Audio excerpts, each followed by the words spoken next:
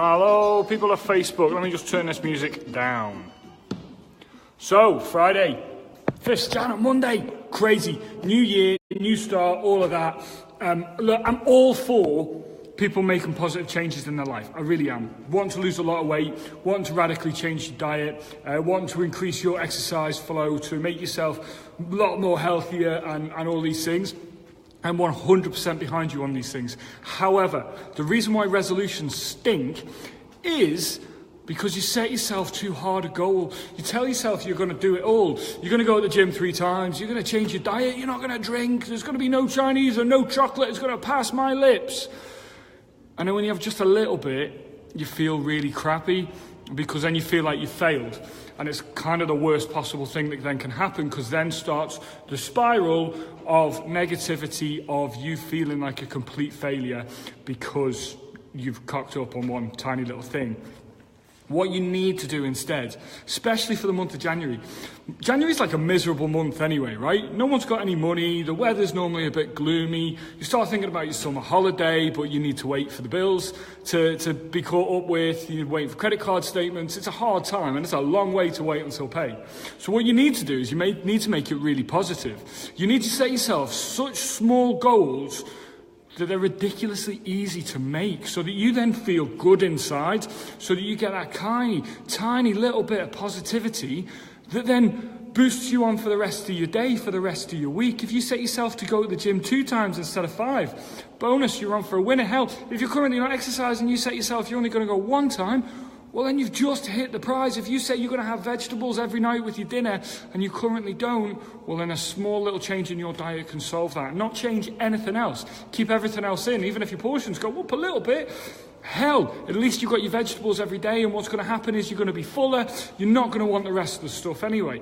So all these tiny little things are the ones that make a huge difference. Even in terms of you smoking, like if you're a smoker and you're going to go in and say, I'm not going to smoke anymore, you currently smoke 10 a day, just go down to 8, go down to 9, okay? Don't beast yourself into saying, I've got to cut it all out. You're going to find it's going to be a very, very hard journey, okay? You want to make it the easiest, simplest things that you can possibly do, at least for month 1.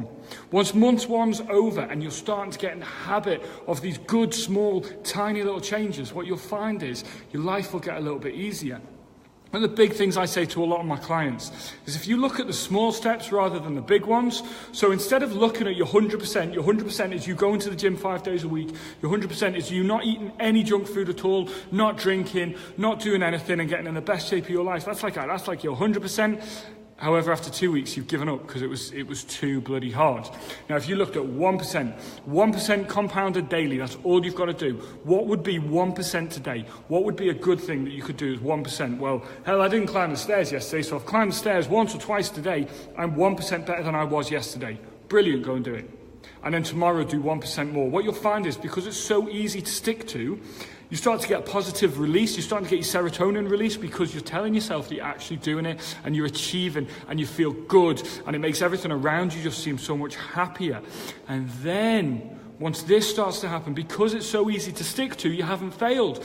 At the end of the year, come Christmas, you're the person at the Christmas party that everybody's going, whoa, what happened to you? You look wicked. And you're going, I don't know, it's just my lifestyle. All I did was 1% more each day than I did the day before. 1% more, 1% more. In doing this over the course of the year, because it's compounded, you don't just do 365%, you do 3,800, because it's compounded every single day. And all of a sudden, your life has radically changed in 12 months, which really, let's be honest, is not a long period of time. And you've done it in such tiny little baby steps, you couldn't fail along the way. Rather than trying to do everything in the first 2 weeks of January and being like the other 96% of people who fail because their resolution stung, because they were too negative, because they beat themselves up, because they made it too bloody hard. Real food for thought, especially going into this weekend. Just take 20 minutes, 30 minutes, get inside your own head and think about how you can make next year like just simple little tasks that you can set yourself each day that is going to just improve you day by day. And over the course of the year, you change your lifestyle completely. Guys, listen, I really hope you enjoy your Friday evening. We've got class starting in about 15 minutes or so. If you're passing, pop in, come and say hello. Love to see you.